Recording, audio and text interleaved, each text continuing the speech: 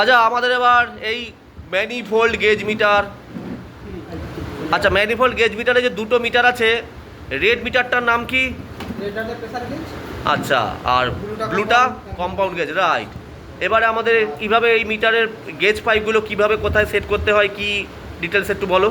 Pressure gauge যদি leak check করার সময় যদি লিক চেক করতে হয় তাহলে হ্যাঁ বলো। তখন প্রেসার গেজটা মেশিনে লাগবে। হ্যাঁ, কমনটা দিয়ে আমরা বাতাসটা আনবো। একটু এক্সাম্পল দাও যে এটা কোথায় লাগাবো আমরা। ধরো আমার কম্প্রেসর মোটরে, আমরা এটা কম্প্রেসর মোটরে মানে ফ্রিজের চার্জিং লাইনে লাগিয়ে দেবো কম্প্রেসর মোটরে। এটা কম্পিউটার মধ্যে চার্জিং লাইন। Very good. এটা ধরো প্রেসার দেবো। এটা প্রেসার মেশিনে লাগবে। এটা প্রেসার দিয়ে হবে। হ্যাঁ, কোনটা মিডিলের পাইপটা দিয়ে কি? মিডিলের পাইপটা দিয়ে। আচ্ছা মিডিল পাইপটা প্রেসার দেবো এই সাইডেরটা। তখন এটা ধারেরটা লক করব। রাইট, গেজটা লক করব। Very good. তারপরে এবারে প্রেসার দেবো 100 ফ্রিজে, যখন ফ্রিজে 100 থেকে 150 এর মধ্যে প্রেসার দিয়ে প্রেসার চেক করে তারপরে পিছনে ফোম মেরে লিক চেক করলো। হ্যাঁ এবারে লিক রাইট, লিক চেক হওয়ার পর তারপরে যেমন খুলে দেবো সব আবার। হ্যাঁ লিক হয়ে গেল, লিক নেই। লিক নেই, এবারে সব এগুলো খুলে দেবো। এবারে ভ্যাকুম হবে। এবার আমরা ভ্যাকুম করব। ভ্যাকুমটা কি করে করব? এবারে ভ্যাকুম করার সময় আমি এই প্রেসার গেজের যেটা আছে এইটাকে আমি ভ্যাকুমে দিই। হ্যাঁ, এইটাই ভ্যাকুমে দিই। আর এইটা হবে, এটা আমি গ্যাসের যে পাইপ বোতলটা হবে, আমি গ্যাসের বোতলে এটা দেব। আচ্ছা আচ্ছা, কমনটা গ্যাসের বোতলে দেব। Very good very good. কমনটা গ্যাসের বোতলে দেব।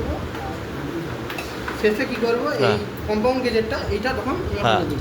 হ্যাঁ, কম্পাউন্ড গেজেরটা মোটরে দেব। এবার আমাদের একটু ধরো একটু দেখে নিই। তাহলে কি করলাম আমরা? কম্পাউন্ড গেজের পাইপটা আমরা চার্জিং লাইনে দিয়ে দিলাম, ফ্রিজের চার্জিং লাইনে। আচ্ছা মিডিলের যে পাইপটা আছে সেটা আমরা কি করলাম?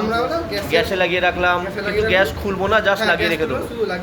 আর প্রেসার গেজের পাইপটা আমরা ভ্যাকুমে লাগিয়ে দিলাম। এবার আমরা ভ্যাকুম শুরু করব। হ্যাঁ, ভ্যাকুম শুরু করলে কি হবে না, এই গ্যাসের পাইপেরও ভ্যাকুমটা হয়ে যাবে। সমস্ত পাইপ যা আছে সব ভ্যাকুমটা হয়ে যাওয়ার পর কি করব না, এনে আমরা প্রেসার গেজেরটা লক করব। হ্যাঁ, এটা -29 কে -29 এ যাবে। হ্যাঁ রাইট, 10 মিনিট করব। করার পরে আমরা প্রেসার গেজেরটাকে লক করব। হ্যাঁ, লক করার পর আবার আমরা 5-7 মিনিট দেখব যে গ্যাস ঠিকঠাক মানে লক এটা লক করে দিয়ে ভ্যাকুম পাম্পটা বন্ধ করে দেবো। হ্যাঁ, ভ্যাকুম পাম্প বন্ধ করব। তারপর আমরা দেখব এটা ঠিকঠাক আছে কিনা, যে মাইনাস আমরা কিছু করে ওয়েট করে নেব। হ্যাঁ, 5-10 মিনিট ওয়েট করব। তারপরে এবারে গ্যাসের বোতল থেকে হালকা হালকা করে ধীরে ধীরে গ্যাস টাচ করব। বাহ গ্রেট গ্রেট গ্রেট। আর গ্যাস টাচ করার সময় প্রথমে এটাকে জিরোতে এনে তারপরে আবার বন্ধ করে দিই, তারপরে স্পিড চালু করব। কি বলছো? ভ্যাকুম বের করতে হবে দেখেন। কেন বার করবো? কেন কেন কেন কেন ওয়াই ওয়াই? এটা কি পাইপটা আমরা খুলেছি? এই পাইপটাকে আমি খুলে ওটা এটা সিঙ্গেল মিটারটা, এটা খুলতাম বলে এটা হাওয়া বার করবো। এখানে হাওয়া ঢুকবে কোথা দিয়ে? হাওয়াটা ঢুকবেই না। ভুল, এটাই তো ভুল করছো। এখানে হাওয়া ঢুকবে কোথা দিয়ে? সব তো সিল করা। এটা সিল করা সব। এখানে এখানে এখানে খুলেছিলাম, এখানে খুলেছিলাম, আমাকে বার করতে ভ্যাকুম দিয়ে খুলে আমরা গ্যাসে লাগিয়েছিলাম, তাই হাওয়া ঢুকে গেছিলো, তাই এখানে লুজ করেছিলাম। এখানে কেন করবো? এটা তো পুরো, এটাই তো বোঝার বিষয়। তারপরে এবারে যেমন আমরা জিরোতে আসার পরে ও ভালো বুঝে গেছে ব্যাপারটা। এবারে ফ্রিজ অন করব। ফ্রিজ অন করার পরে এবারে দেখো কাটা আবার কোথায় গেছে, -10 বা 13 যে থাকে যাও। আবার ধীরে ধীরে গ্যাস টাচ করে এটাকে যেমন 7 থেকে 15 তে দিয়ে হবে, ওরকমে রেখে দিলেই হয়ে যাবে। ওয়েট করতে